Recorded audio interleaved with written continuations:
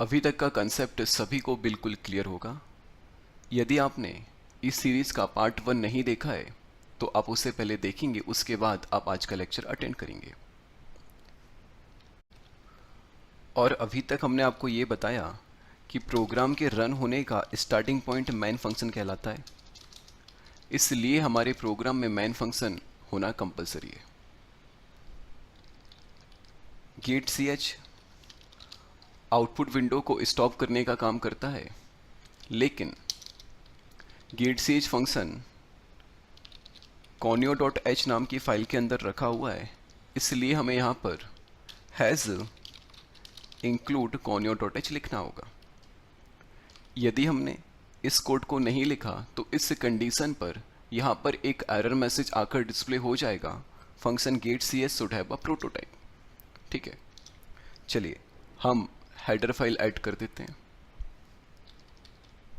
अभी हम प्रोग्राम को रन करते हैं, बिल्कुल यहाँ पर प्रोग्राम रन हो रहा है और अब हम ऐसा चाहते हैं कि ये जो मैसेज लिखा हुआ है इसे हमें हटाना है। तो ऐसा करने के लिए CLR फंक्शन का हमें यूज़ करना था और CLR फंक्शन भी conio.h नाम की हेडर फाइल के अंदर ही रखा हुआ है। एग्जाम्पल को हम रन करते हैं और अभी जो मैसेज लिखा हुआ था वो हट गया है, कुछ ऐसा आउटपुट आकर डिस्प्ले हो रहा है, मतलब ब्लैंक स्क्रीन। यदि हमें किसी मैसेज को प्रिंट करना है तो printf फंक्शन का हमें यूज़ करना पड़ेगा। printf फंक्शन में डबल कोट में हम जो कुछ भी लिखते हैं वो आउटपुट विंडो पर आकर डिस्प्ले हो जाता है। तो क्या अभी ये प्रोग्राम यहाँ पर चलने वाला है? सर अभी बिल्कुल भी ये प्रोग्राम चलने वाला नहीं है, क्योंकि printf फंक्शन के लिए हमने यहाँ पर हेडर फाइल को इंक्लूड किया हुआ नहीं है। तो इस कंडीशन पर function printf should have a prototype error message आकर डिस्प्ले हो गया है। सभी को इतना कंसेप्ट भी क्लियर होगा। तो printf फंक्शन के लिए header file has include stdio.h। अब हम इस एग्जाम्पल को रन करते हैं तो बिल्कुल हमारा प्रोग्राम रन हो गया है और यहाँ पर अभी सर मैसेज आकर डिस्प्ले हो गया है। तो इतना कंसेप्ट सभी को बिल्कुल प्रॉपर क्लियर होगा। कई सारे स्टूडेंट्स को ये डाउट रहता है कि क्या सर ऐसा कंपलसरी है कि पहले हमें conio.h लिखना है फिर हमें stdio.h लिखना है? क्या इसका यही ऑर्डर यूज़ करना कंपलसरी है? ऐसा यहाँ पर बिल्कुल भी नहीं है। आप पहले stdio को भी यूज़ कर सकते हैं और नीचे conio.h को भी यूज़ कर सकते हैं। देखिए हमने यहाँ पर लिख दिया हैज़ इंक्लूड stdio.h। तो अब stdio.h हमने ऊपर लिख दिया, conio.h हमने नीचे लिख दिया, तो भी प्रोग्राम बिल्कुल प्रॉपर वर्क करने वाला है। तो सिंपल सा पॉइंट ये समझना है कि ऐसा ज़रूरी नहीं है कि हेडर फाइल आपको conio.h पहले लिखना है या फिर stdio.h पहले लिखना है। बस इतना याद रखना है कि मैंने फंक्शन के ऊपर दोनों हेडर फाइल आपको इंक्लूड करना है बस। अभी हम इस एग्जाम्पल को रन कर देते हैं तो यहाँ पर अभी सर 1 2 3 आउटपुट आकर डिस्प्ले हो गया है। तो सभी को ये कंसेप्ट यहाँ पर क्लियर हो गया होगा, सभी ध्यान से पॉइंट को समझेंगे। हाँ जी, एक एक पॉइंट नोट करते हुए जाना है और नोट्स आप जितने अच्छे बनाकर तैयार करेंगे उतनी ज़्यादा आपको हेल्प होने वाली है। अच्छा, सभी को ये तो बिल्कुल क्लियर होगा कि conio.h हेडर फाइल के अंदर क्लियर स्क्रीन और गेट ch ये दोनों फंक्शन हैं जो हमने अभी यूज़ किए हुए हैं और printf function stdio.h header file के अंदर रखा हुआ है। अच्छा, सपोज कभी गलती से ऐसा हो जाता है कि conio.h का नाम आपने गलत टाइप कर दिया, तो इस कंडीशन पर हमारे प्रोग्राम में क्या होना चाहिए, क्या आप बता सकते हैं? थोड़ा सोचिए ध्यान से। अभी किसी को तो ये समझ नहीं आया चेंज कहाँ पर किया है। बिल्कुल ध्यान से देखा करें सभी। ये जो है ना CONIO होना चाहिए, हमने क्या लिख दिया COMIO। तो क्वेश्चन यहाँ पर ये है कि सर इस कंडीशन में क्या होगा? हाँ चलिए, ये तो पक्का है कि सर इस कंडीशन में यहाँ पर एरर मैसेज आकर डिस्प्ले होगा। अच्छा, हमारे प्रोग्राम में टोटल कितने एरर मैसेज आकर डिस्प्ले होंगे? जरा सभी सोचेंगे और बताएंगे आंसर।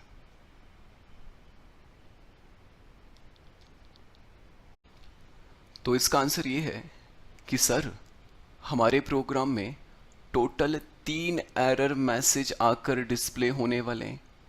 अच्छा, सबसे पहला एरर मैसेज तो ये आएगा कि सर COMIO.h नाम की हेडर फाइल नहीं मिल रही है, क्योंकि हेडर फाइल तो इंक्लूड नाम के फोल्डर के अंदर किस नाम से रखी हुई है, कोनियो नाम से। आपने तो यहाँ पर सर स्पेलिंग गलत लिखा हुआ है, तो कैसे काम चलेगा। तो सबसे पहला एरर मैसेज यहाँ पर यही आएगा कि comio.h नाम से हेडर फाइल नहीं मिल रही है। अब दो एरर मैसेज और देखो, CLR SCR फंक्शन और getch फंक्शन, ये दोनों कहाँ पर रखे हुए हैं सर, conio.h के अंदर। तो क्या यहाँ पर conio.h है क्या, सर नहीं है। तो ये दोनों फंक्शन के लिए भी यहाँ पर एरर मैसेज आकर डिस्प्ले होने वाला है। तो देखिए यहाँ पर जो एरर मैसेज आएगा बोलेगा अनेबल टू ओपन, यहाँ पर ध्यान से unable to open include file comio.h। बोलेगा सर कोमियो नहीं है, कोनियो है। तो यहाँ पर एरर मैसेज सभी को क्लियर हो रहा है, unable to open include file comio.h, एक एरर मैसेज। दूसरा error message, function clear screen should have a prototype, क्योंकि सर CLR SCR तो conio.h के अंदर रखा हुआ है। तीसरा error message, function getch should have a prototype, क्योंकि सर ये भी conio.h के अंदर रखा हुआ है। चलिए एग्जांपल को अब हम यहाँ पर कंपाइल कर देते हैं। तो दिख रहा है आप सभी को तीन एरर मैसेज आ गए हैं।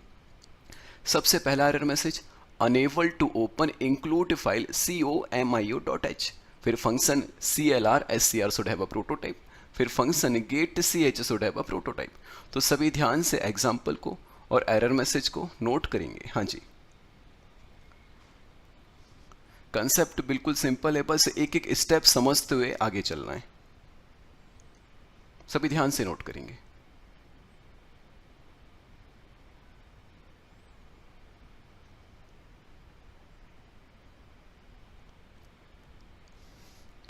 और तीनों एरर मैसेज, ठीक है।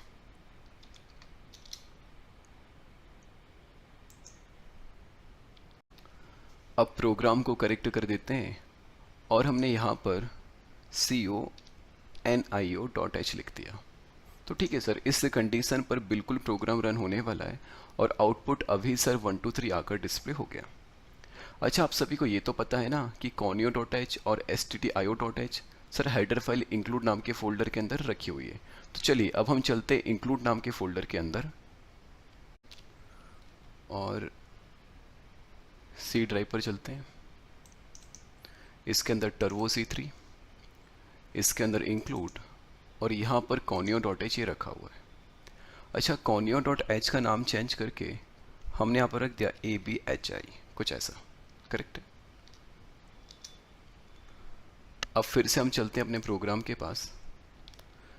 तो क्या अभी इस कंडीशन में हमारा प्रोग्राम रन होगा कि नहीं होगा, कंपाइल होगा कि नहीं होगा, मतलब हमारे प्रोग्राम में क्या होने वाला है, सभी सोचेंगे और इसका आंसर देंगे। हाँ जी, यदि आप खुद से नहीं सोचेंगे तो आपको कंसेप्ट अच्छे से क्लियर होने वाला नहीं है। इसलिए जब आपसे कहा जाए ना सोचिए अब क्या होगा, तो आपको सोचना है और आपको चेक भी करना है कि क्या आपको कंसेप्ट समझ आ रहा है या फिर नहीं आ रहा है। अच्छा, अभी इस कंडीशन में हमने conio.h का नाम चेंज करके क्या कर दिया है, ABHI.h, करेक्ट है। इसका मतलब ये हुआ कि conio.h नाम की हेडर फाइल इंक्लूड नाम के फोल्डर के अंदर है ही नहीं। और जब conio.h नाम की फाइल नहीं है तो यहाँ पर एरर मैसेज आना चाहिए ना सर, समझ आता है कंसेप्ट सभी को। तो यहाँ पर एरर मैसेज आकर डिस्प्ले हो जाएगा unable to open include file conio.h, क्योंकि सर अब conio.h नहीं है, वहाँ पर फाइल का नाम क्या avi.h। अच्छा ठीक है सर, तो CLR SCR फंक्शन और getch फंक्शन ये दोनों किसके अंदर रखे हुए हैं सर, conio.h के अंदर। लेकिन conio.h का नाम अब क्या avi.h, इसका मतलब ये हुआ कि ये दोनों फंक्शन avi.h के अंदर है। तो क्या यहाँ पर avi.h को इंक्लूड किया हुआ है सर, नहीं किया हुआ है। तो इस कंडीशन में एक और एरर मैसेज यहाँ पर आएगा और एक और एरर मैसेज यहाँ पर। तो इस प्रोग्राम पर टोटल 3 एरर मैसेज आकर डिस्प्ले होने वाले। पहला यहाँ पर unable to open include file conio.h, second error message function CLR SCR should have a prototype, और तीसरा error message function getch should have a prototype. चलिए एग्जांपल को कंपाइल करते हैं और यहाँ पर 3 एरर मैसेज आकर डिस्प्ले हो गए। Unable to open include file conio.h, function CLR SCR should have a prototype, function getch should have a prototype. तो सभी इन पॉइंट्स को भी ध्यान से नोट करेंगे।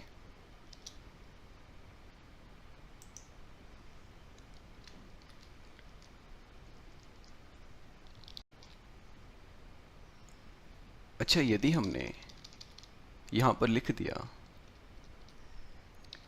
अभी डॉट एच, तो अब इस कंडीशन पर क्या हमारा प्रोग्राम कंपाइल और रन हो जाएगा? क्या हम हेडर फाइल का नाम चेंज कर सकते हैं? क्या हम हेडर फाइल का नाम अपने हिसाब से जो भी रखना हो रख सकते हैं? हाँ जी, मैसेज यहाँ पर हम चेंज कर रहे हैं, सिर्फ अभी सर आउटपुट में आकर डिस्प्ले होना चाहिए। और इस कंडीशन पर बिल्कुल, हाँ जी सोचिए ध्यान से, क्या होगा? सर बिल्कुल हमारा प्रोग्राम रन होने वाला है, कोई भी दिक्कत आने वाली नहीं है। चलिए एग्जाम्पल को हम कंपाइल भी कर देते हैं। तो एग्जाम्पल को हमने कंपाइल कर दिया सर, कोई दिक्कत नहीं है। एग्जाम्पल को अब हम रन कर रहे हैं सर, बिल्कुल प्रोग्राम यहाँ पर रन हो गया है, अभी सर आउटपुट आकर डिस्प्ले हो गया है। तो सभी को ये कंसेप्ट क्लियर हो गया होगा। हाँ जी, तो हेडर फाइल का नाम अपने हिसाब से हम चेंज कर सकते हैं सर, प्रैक्टिकली समझाया है ध्यान से। सभी को नोट करना है। अच्छा, क्या हम यहाँ पर इस एंगुलर ब्रैकेट के बदला डबल कोट का यूज़ कर सकते हैं? हाँ जी सर सोचिए, क्या हमने ऐसा लिख दिया तो हमारा प्रोग्राम कंपाइल और रन होने वाला है? तो इसका सिंपल सा आंसर ये है कि हाँ सर, बिल्कुल हमारा प्रोग्राम कंपाइल होने वाला है। देखिए प्रोग्राम कंपाइल हो गया है और प्रोग्राम रन भी होने वाला है। अभी सर इंदौर आउटपुट आकर डिस्प्ले हो गया है। तो सभी को ये कंसेप्ट भी यहाँ पर क्लियर होना चाहिए। सभी इस एग्जाम्पल को भी नोट करेंगे। डबल कोट का और एंगुलर ब्रैकेट का एग्जैक्ट मतलब क्या है ये भी हम आगे आपको समझाएंगे। तो सभी इस एग्जाम्पल को तो नोट करेंगे।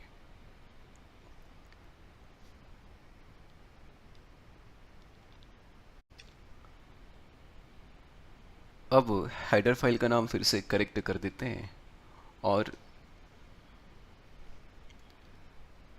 अभी नाम चेंज करके conio.h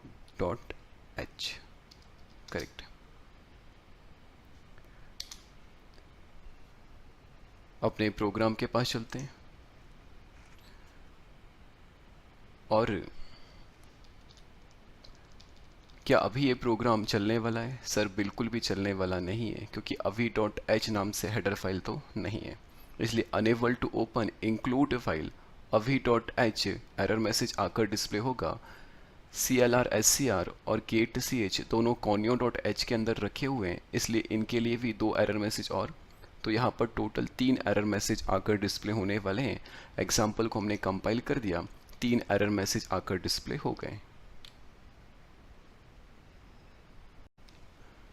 अब हमने यहाँ पर लिखा कि हैज़ इंक्लूड conio.h, तो अभी इस कंडीशन पर क्या हमारा प्रोग्राम रन हो जाएगा? नहीं सर, अभी भी हमारा प्रोग्राम ना ही कंपाइल होने वाला है और ना ही रन होने वाला है, क्योंकि सर CLR SCR के लिए conio.h ठीक है, गेट CH के लिए भी ठीक है, लेकिन अभी .h नाम से हेडर फाइल नहीं है, इसलिए एक एरर मैसेज तो यहाँ पर आने ही वाला है।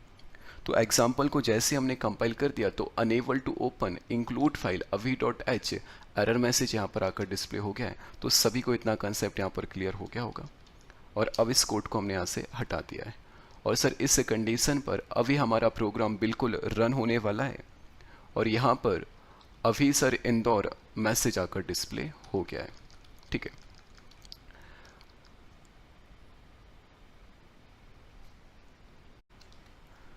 अब हम यहाँ पर मैसेज डिस्प्ले करवा रहे हैं अभी सर। एग्जाम्पल को हमने रन कर दिया, अभी सर मैसेज आकर डिस्प्ले हो गया है। हम यहाँ पर एक बार और printf फंक्शन का यूज़ कर रहे हैं और हमने यहाँ पर मैसेज डिस्प्ले करवा दिया इंदौर। तो अभी इस कंडीशन पर अभी सर के साइड में इंदौर मैसेज आकर डिस्प्ले होगा या फिर अभी सर के नीचे इंदौर मैसेज आकर डिस्प्ले होगा? हाँ जी, सभी सोचेंगे और इसका आंसर सोचते हैं तो अपने नोट्स पर लिख लिया करें आपने क्या सोचा। ठीक है, फिर हम यहाँ पर करेक्ट आंसर तो आपको बताने ही वाले हैं। हाँ जी,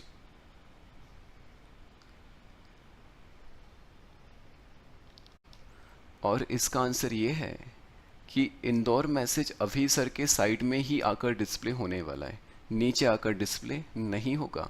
एग्जाम्पल को हम फिर से रन कर रहे हैं और अभी सर के साइड में ही इंदौर मैसेज आकर डिस्प्ले हो गया है। तो सभी ने आउटपुट ध्यान से नोट किया? हाँ जी, कुछ ये। अब हम ऐसा चाहते हैं कि ये जो मैसेज अभी सर आकर डिस्प्ले होगा ना, इसके नीचे इंदौर मैसेज आकर डिस्प्ले होना चाहिए। तो ऐसा करने के लिए आपको एक कैरेक्टर यूज़ करना पड़ेगा, /n। तो पॉइंट यहाँ पर ये है कि सर जो /n है ना, उसका यूज़ आपको कहाँ पर करना है, डबल कोट के अंदर ही, और जहाँ पर भी /n मिलेगा वहाँ से लाइन चेंज हो जाएगी। अभी सभी ध्यान से देखेंगे आउटपुट तो कंसेप्ट और अच्छे से क्लियर होगा। तो यहाँ पर क्या होगा, अभी सर, फिर /n का मतलब क्या हो गया, लाइन चेंज, फिर लाइन चेंज होने के बाद यहाँ पर इंदौर मैसेज आकर डिस्प्ले होगा। इसीलिए अभी सर मैसेज डिस्प्ले होने के बाद उसके नीचे इंदौर मैसेज आकर डिस्प्ले हो गया। तो सभी को इतना कंसेप्ट यहाँ पर क्लियर होना चाहिए। सभी ध्यान से पॉइंट को समझेंगे और नोट करेंगे। तो /n का मतलब यहाँ पर क्या है, लाइन को चेंज करना।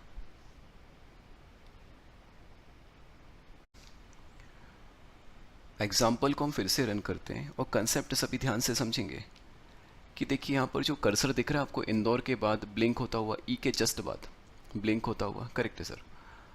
यदि हमने यहाँ पर लिख दिया /n, तो /n का मतलब क्या, लाइन चेंज होना। तो जो कर्सर है ना, ई के बाद ब्लिंक हो रहा था, अब वो क्या होगा, नेक्स्ट लाइन में आ जाएगा।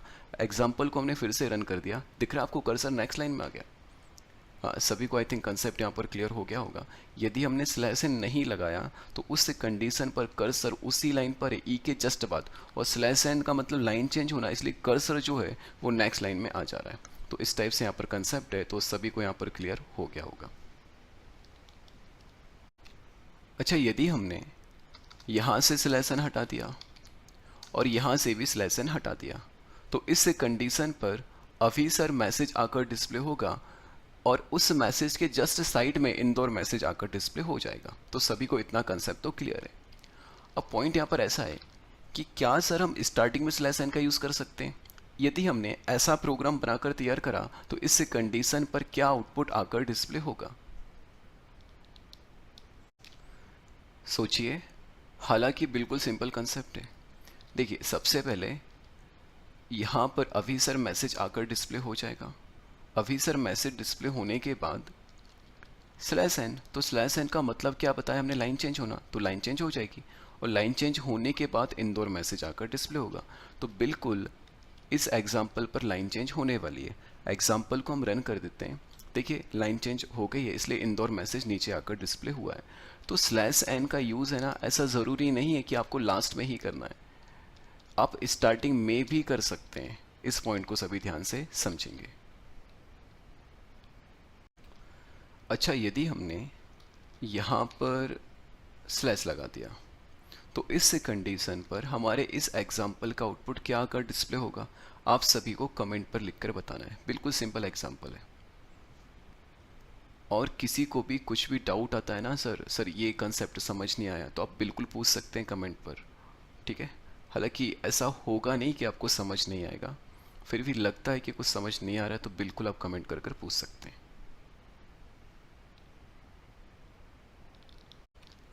तो सभी को /n का वर्किंग क्लियर हो गया होगा। हमने यहाँ पर लिखा अभी सर, एग्जाम्पल को हमने रन कर दिया, अभी सर मैसेज आकर डिस्प्ले हो गया। यदि हमने यहाँ पर लिखा /t, तो जैसे /n का मतलब क्या होता है, लाइन चेंज होना, तो अभी इस कंडीशन में अभी मैसेज डिस्प्ले होने के बाद नेक्स्ट लाइन में सर मैसेज आकर डिस्प्ले होगा, करेक्ट है। ऐसे ही यदि आपने लिखा /t, तो /t का मतलब होता है स्पेस, तो अभी फिर थोड़ा सा स्पेस के बाद सर मैसेज आकर डिस्प्ले होने वाला है। तो सभी को ये कंसेप्ट क्लियर है, /t का मतलब क्या होता है, स्पेस। सभी ध्यान से इस एग्जाम्पल को भी नोट करेंगे।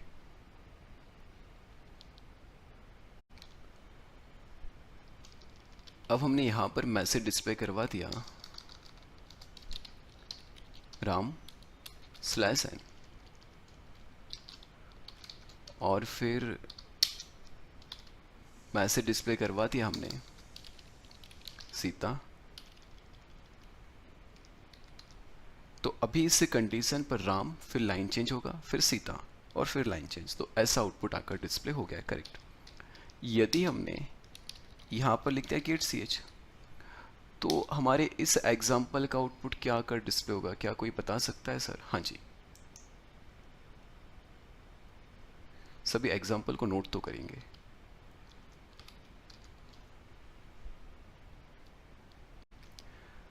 अब सब एक पॉइंट नोट करेंगे कि कीबोर्ड में जितनी भी की होती हैं उसे हम कहते हैं कैरेक्टर। हाँ जी, क्या कहते हैं sir? Character, CHARACTER। Second point, जो गेट CH है वो आउटपुट विंडो को स्टॉप करने का काम करता है। सर कब तक स्टॉप करने का काम करता है? अरे पॉइंट समझ आता है कि नहीं आता? क्या बोला? गेट CH आउटपुट विंडो को स्टॉप करने का काम करता है। तो सर कब तक स्टॉप करके रखेगा? तो गेट CH का फुल फॉर्म होता है गेट कैरेक्टर, जब तक हम कीबोर्ड से कोई की को प्रेस नहीं करते हैं। अरे समझ आता है? सभी नोट करेंगे, गेट CH का फुल फॉर्म क्या है? Get character. तो जब तक कीबोर्ड से कोई भी की हम प्रेस नहीं करते हैं, प्रोग्राम में गेट नहीं होती, तब तक आउटपुट विंडो स्टॉप रहने वाली है।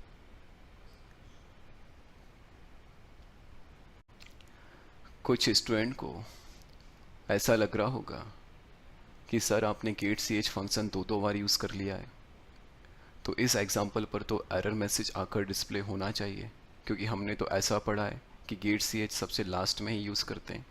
तो सर ऐसा कुछ नहीं है, प्रोग्राम बिल्कुल कंपाइल और रन होने वाला है, यहाँ पर कोई भी एरर मैसेज आकर डिस्प्ले होने वाली नहीं है।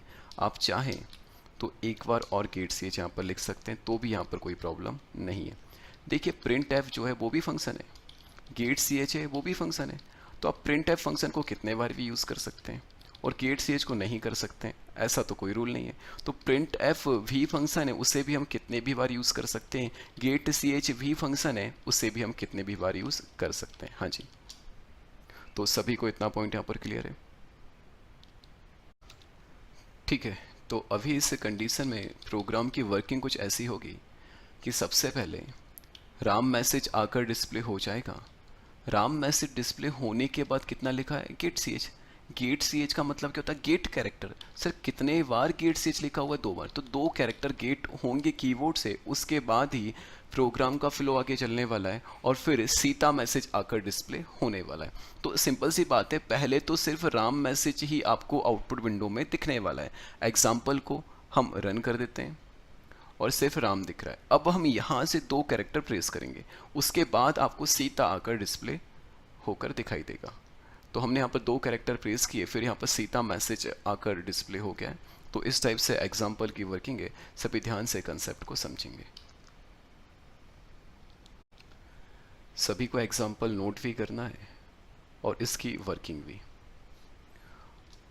और नेक्स्ट एग्जाम्पल कि हमने यहाँ पर लिख दिया CLR SCR, तो हमारे इस एग्जाम्पल का आउटपुट क्या आकर डिस्प्ले होगा? हाँ जी, सभी सोचेंगे, आप सोच सकते हैं, सिंपल कंसेप्ट है। हाँ जी, और सोचते हुए सभी एग्जाम्पल को नोट भी कर लिया करें। अच्छा, एग्जाम्पल का यदि फ्लो चलाकर आपने देखा तो सबसे पहले यहाँ पर राम मैसेज आकर डिस्प्ले होगा, करेक्ट है सर? राम मैसेज डिस्प्ले होने के बाद आपने 2 बार गेट CH फंक्शन को कॉल किया हुआ है। इसका मतलब ये हुआ कि गेट CH फंक्शन है तो आउटपुट विंडो स्टॉप हो जाएगी। कब तक स्टॉप रहने वाली? जब तक आप 2 कैरेक्टर इनपुट नहीं कर देते हैं। और जैसे आप 2 कैरेक्टर इनपुट करेंगे, CLR SCR मतलब प्रीवियस वाला कंटेंट क्लियर हो जाएगा। इसका मतलब ये है कि राम मिट जाएगा। जैसे आपने 2 कैरेक्टर एंटर किए तो कंट्रोल आगे बढ़ेगा, फिर क्या कॉल होगा? CLR SCR, तो जो राम मैसेज है ना वो मिट जाएगा, क्लियर हो जाएगा। फिर उसके बाद सीता मैसेज आकर डिस्प्ले हो जाएगा। चलिए एग्जाम्पल को रन करते हैं। राम मैसेज आकर डिस्प्ले हो गया। अब जैसे हम 2 कैरेक्टर यहाँ से इनपुट करेंगे तो इस कंडीशन पर राम मैसेज हट जाएगा और सीता मैसेज आकर डिस्प्ले हो गया है। तो सभी को एक कंसेप्ट यहाँ पर क्लियर हो गया होगा। सभी ध्यान से इस कंसेप्ट को समझेंगे।